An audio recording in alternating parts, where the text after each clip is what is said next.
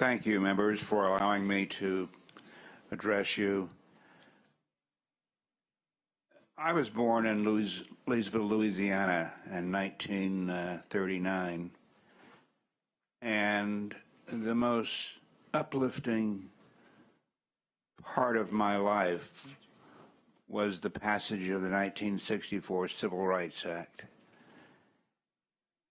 I-1000, much maligned by many, is the state version. Sir, can you identify yourself for the record? Ward Connerly. I-1000 is the state manifestation of the Civil Rights Act of 1964.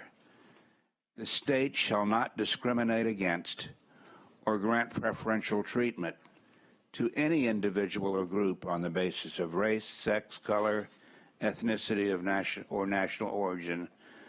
Those are the first few words of that initiative. Simple, direct, and it's civil rights that we're dealing with. It frightens me that our society would be headed back toward eliminating civil rights.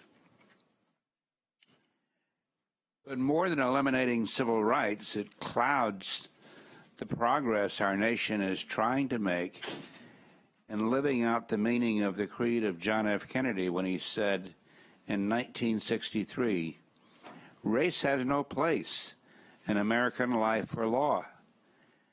And the thing that has always impressed me about this great state of Washington, where I lived back in 1944 and 45 in Bremerton, Washington, the thing that has impressed me is that this is an enlightened state, always moving forward, one of the most multiracial, multi-ethnic societies in the world.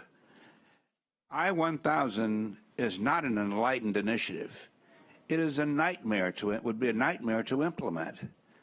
I served on the Board of Regents, a 12-year sentence, if you will, as a member of the Board of Regents. I don't know how one would go about implementing diversity and inclusion. I don't even know what the terms would mean about equity. How are you going to implement that? It would be a nightmare. And I would just plead with you, if there are imperfections in the implementation of I-200, work on that, and there are ways that you can do that. Mr. Connerly, you need to wrap up now. Thank you. But I would just plead with you not to besmirch the enlightenment that this great state brings to the rest of the world when it deals with the subject of race. Race has no place in American life or law, and certainly not in Washington. Thank you.